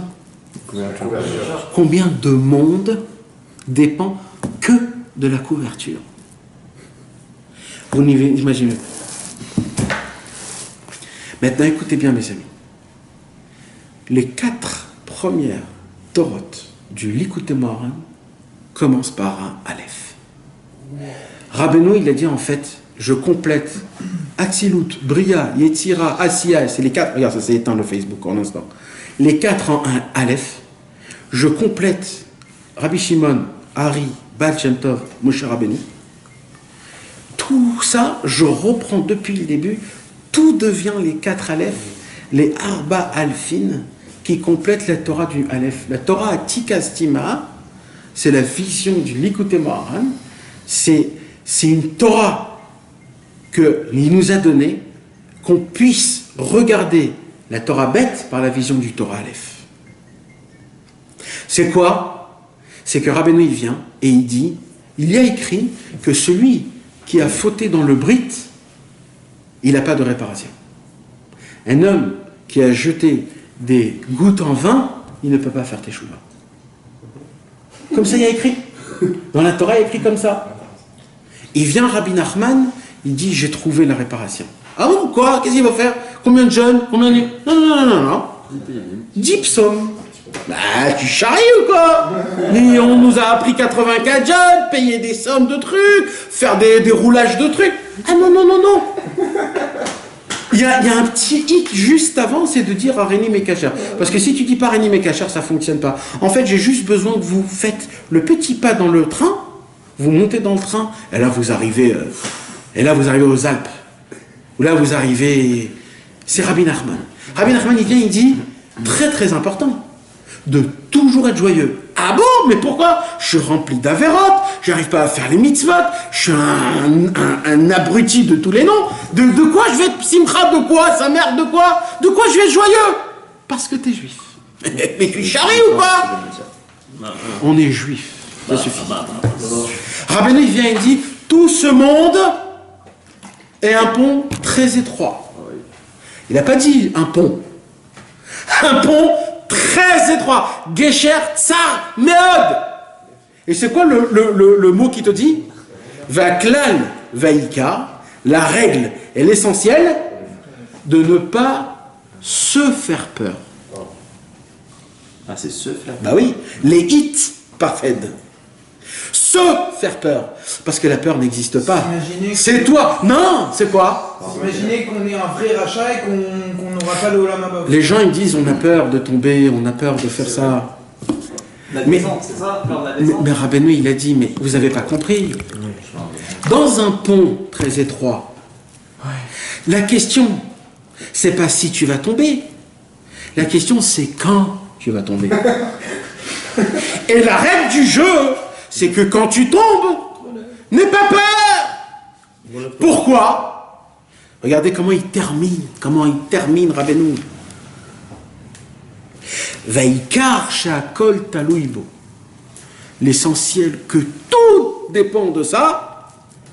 Shelo yemeya en shatzmo militzok el Hashem ou litranen ou litpalel avivar tamid. Si cet homme ne désespère pas de toute sa vie de crier envers Dieu, tout ce qui s'est passé avec cet homme, quand il va monter dans le ciel, ça sera Moshe Rabbeinu, Rabbi Shimon Bar Yochai, le Arizal, le Baal Shem Tov et Rabbi Nachman qui vont lui mettre le tapis rouge. Plus que tous les tzadikim. Même si cet homme, il a fait les plus grandes avérotes du monde. Si tout le temps cet homme, il lève sa tête dans le ciel et il dit, mon Dieu, aie pitié de moi, sauve-moi de là où je suis. Même qu'après tu vas dans une boîte de nuit, tu vas faire la truc. Tant que tu n'arrêtes pas de dire, mon Dieu, aie pitié de moi, je t'en supplie, sauve-moi de ce Guéhinam, tu seras le plus grand des tzadikim. Pourquoi? Parce que l'oyodim klal, on ne sait rien. Maintenant, vous savez, vous avez un petit peu appris la Gemara. Vous avez un petit peu ouvert la Gemara. Dans la Gemara, il y a des fois, quand tu sais, quand un grand-père, tu y viens, il est assis dans sa chaise super bien, etc., il est comme ça. Et il dit, viens, c'est toi mon fils, viens mon fils. Alors la Gemara aussi, elle fait ça. Et quand la Gemara, elle fait ça, elle fait quoi? Elle dit, tâche-moi. Viens, assis-toi et écoute. Le Zohar aussi, il dit ça, mais d'une autre manière. Qu'est-ce qu'il dit? Ta chazi, viens et vois. Dans la Gemara, c'est écoute. Dans le Zohar, c'est voir. Moshe Rabbeinu, à la fin de sa vie, il a dit, moi, je ne pourrai pas rentrer avec vous en Eretz Israël. Vous avez une possibilité d'entendre bracha avec l'Allah par rapport à la Torah bête. Mais je vais vous dévoiler un secret. Il y aura un tzaddik dans le futur qui va dévoiler le réé, la Torah de la vision. La Torah où vous allez voir de vos yeux des choses impossibles.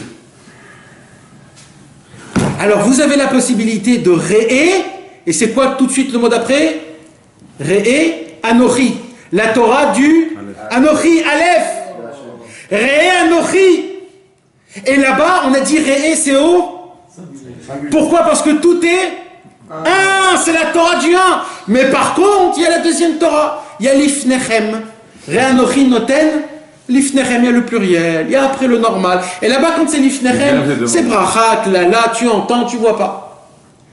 Comment tu vas savoir c'est qui cet homme-là? Réé, Rachet Tevot, Ouman, Rosh Hashanah. Pour ça, il faut voyager chez Rabbeinu. Pour ça, il faut aller voir le tzaddik Haemet. Où il est? Je le réclame. Rabbi Nachman. C'est quoi? Chazi. Tashma. Chazi. Regarde. Chazi. Ouais, une zina.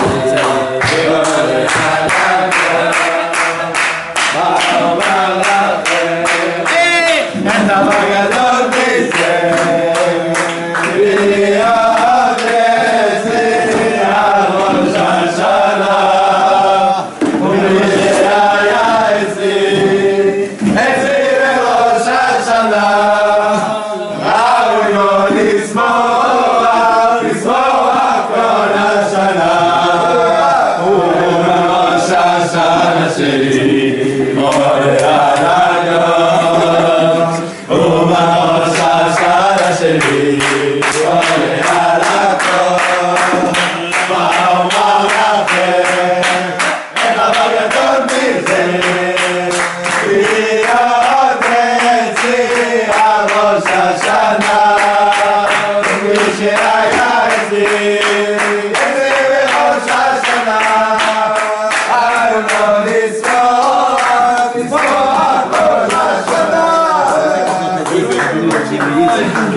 Arrive.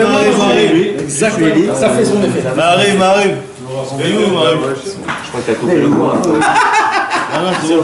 J'avoue qu'au début j'ai coupé pendant 10 minutes, Ah, mais je crois qu'il y avait encore le cours, c'est ça que je veux dire. Non, t'inquiète pas, c'est parti, c'est tout. T'inquiète, putain, voilà. Vas-y, tu m'envoies. Sioum. Voilà, Sioum. Je sais pas, c'est lequel. Shino!